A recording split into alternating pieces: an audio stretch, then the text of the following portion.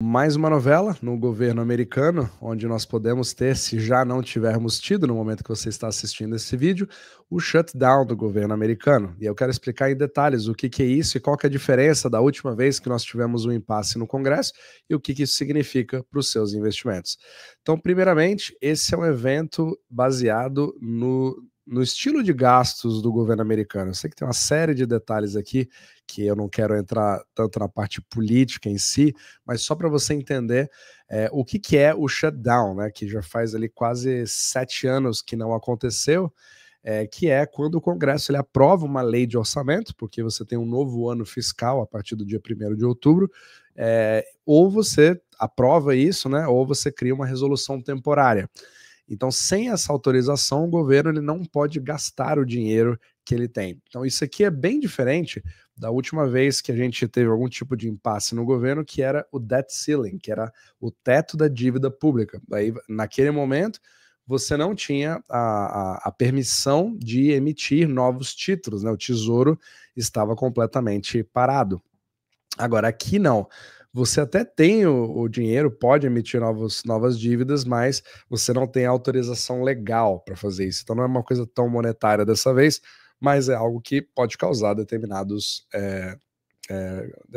consequências, né? E aí a gente vai ver como o mercado vai reagir, porque depende, tem gente que acha que isso vai causar um estrago hoje nos mercados, e tem gente que acha que simplesmente vai ser um nothing burger, né? Nada vai acontecer, porque simplesmente todo mundo sabe que isso vai voltar ao normal. Então, só para recapitular, a gente falou, inclusive, na última vez, que um impasse parecido aconteceu no Congresso em relação aos gastos do governo americano, sobre o TGA, que é a conta do Tesouro. E antes, o problema estava aqui, o problema estava no momento onde você chegou a um ponto que você não podia mais emitir novos bonds para poder repor as contas do governo, e aí você começou a drenar essa conta. Aí depois teve Abril, que repôs essa conta com os impostos americanos, só que porque ainda não tinha tido nenhuma resolução, ela caiu novamente. E aí depois da negociação do teto da dívida, aí houve o preenchimento, né,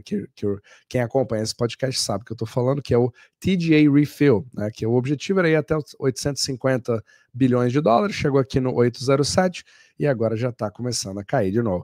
Mas mesmo que essa conta tenha dinheiro, entre aspas, né, daqui no TGA, que viria daqui para os gastos governamentais, você não tem o direito de gastá-los. Então é mais ou menos a diferença que você vê aqui. Eu, inclusive, falei sobre isso, né, no próprio Substack. Então, se você quiser se aprofundar mais para entender como que funciona a mecânica monetária, a diferença, né, o que é o TGA, o que é o debt ceiling, o que são os bonds, por que eles são tão importantes para saber para onde vai a liquidez do mundo e também os mercados, você pode se inscrever aqui no link abaixo. Eu também disponibilizo o portfólio Omni Macro, onde você pode acompanhar os nossos resultados. Agora já passamos de 17% desde abril, né, que foi quando a gente começou a publicar esses resultados, e membros também podem acompanhar a minha alocação. Então, tudo isso nos links da descrição, e também, se você quiser escanear o QR Code, aqui logo acima. Então, continuando, isso obviamente está sendo criada, né, toda aquela novela, onde nós temos uma contagem regressiva aqui de 24 horas, feita pela Casa Branca, né? Estamos na era dos memes, então ela é uma das melhores contas para memes, etc. Você entender o que o governo está pensando, é a conta da Casa Branca, colocando, obviamente, a culpa nos democratas. E aí, independente do que você ache, né? Sempre deixando bem claro que o foco é saber o que vai acontecer com os mercados a partir de então. Uma das grandes broncas, pelo menos que está sendo dito aqui, que está criando esse impasse entre essas duas partes, é que, pelo menos na visão aqui do Trump, é que eles querem simplesmente fazer essa renovação sem nenhum tipo de riders, que a gente chama, né? Quando você começa a anexar coisas para usar esse timing para poder forçar coisas que você quer da outra partida, né? Colocar ali e que não é desejável pela outra parte. E aí você cria o risco de, como dito aqui no Polymarket, nesse segundo tweet, de você ter ali 750 mil empregados do governo que podem ser colocados numa licença forçada não remunerada caso nós tenhamos ou já tenhamos tido aqui o shutdown, né? Isso é muito importante. Desculpa, minha voz até agora ainda não recuperou. Isso é muito importante entender porque nós estamos diante de um regime fiscal. Então, apesar de todo mundo conhecer os Estados Unidos como o maior país capitalista do mundo, etc., livre mercado, é importante você perceber como que os funcionários públicos são uma parte cada vez mais importante da economia americana. Acho que esse é um movimento que não é muito dito. Então, afetar esses servidores públicos pode também começar a afetar a economia real, que já não vai muito bem. Só um ponto aqui, né, uma força para você considerar que às vezes a gente não considera tanto, até porque os postos de trabalho privados hoje, eles são quase...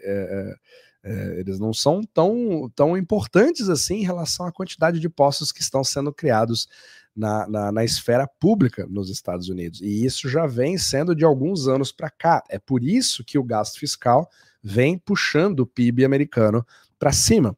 Então, a grande bronca aqui, né, dessa negociação na parte dos republicanos, onde o Trump falou, é que parece que eles querem aprovar ou reinstaurar cortes que foram feitos, né, pelo Trump em relação a alguns benefícios e também em relação ao Medicare. Ele quer evitar que ele está falando aqui, vai dar os benefícios para imigrantes ilegais, etc., que eles querem colocar isso, anexar e tal, e como não tem esse impasse, eles não querem, os outros querem, e aí você acaba tendo esse problema do shutdown. Não vou entrar muito no assunto político, mas o que interessa é saber o seguinte: vai ter algum tipo de talvez de um engasgo maior, talvez uma correção. Se tiver, na minha opinião, é uma boa notícia, porque significa que a gente vai ter ali, ou pelo menos, caso você queira, né, fazer algum tipo de alocação. É claro que isso aqui não é uma recomendação de investimento, mas baseado na forma que os gastos fiscais estão feitos, a probabilidade de você não ter algum tipo de acordo que aconteça, ou pelo menos uma extensão automática para que você dê mais tempo para ambas as partes conversarem, ela é bastante pequena. Então, é como se fosse um pouco da mesma dinâmica que você via antes no teto da dívida pública. Chega um momento, como sempre, que você cria aquele teatro político, aí você tem todas as partes que fazem todas aquelas coisas de sempre, um dá o chilique, outro dá o chilique e tal, e chega um momento que finalmente entramos num acordo e aí você tem alguma novidade que acontece ali. Mas geralmente os mercados eles não reagem mais tanto dessa forma. Posso estar enganado, com certeza, mas você tem talvez ali um sentimento maior de que isso não vai ser aquela coisa cataclísmica como muitos vão falar. Mas só o tempo vai poder mostrar. Independente disso, você precisa sempre se preparar, né? Porque esse tipo, acho que o mais importante para você pegar desse vídeo de hoje é a importância cada vez maior da força fiscal como impulsionadora de determinados setores específicos. Então, independente de você gostar ou não de um governo, seja ele nos Estados Unidos, seja ele na China, que são os dois principais produtores de liquidez ao redor do mundo, o interesse setorial que eles vão ter, o foco que está sendo dado em um tweet, em uma notícia, ou num discurso que aparece, é ali que provavelmente começa a canalizar parte da liquidez, certo? Porque você tem um interesse de fato setorial, estratégico, baseado no nacionalismo, baseado no mercantilismo, na falta de cooperação e também tentar ver os gaps, né, de um país que está tentando recuperar a sua indústria enquanto a China está tentando fazer o seu próprio mercado subir. Então é isso que é importante a gente começar a ver, porque essas forças estão se juntando cada vez mais para definir para onde vai a liquidez do mundo, principalmente nas jurisdições que elas e nos setores que elas se aplicam cada vez mais. Então, vamos ver se talvez quando você assista esse capítulo, né, já tenhamos um cataclismo, já tenho feito a negociação na madrugada, isso pouco importa, mas o que importa é que fatores como esse vão acontecer novamente no futuro e, infelizmente, a geopolítica ela vai acabar tendo muito mais peso para qualquer tipo de análise macroeconômica.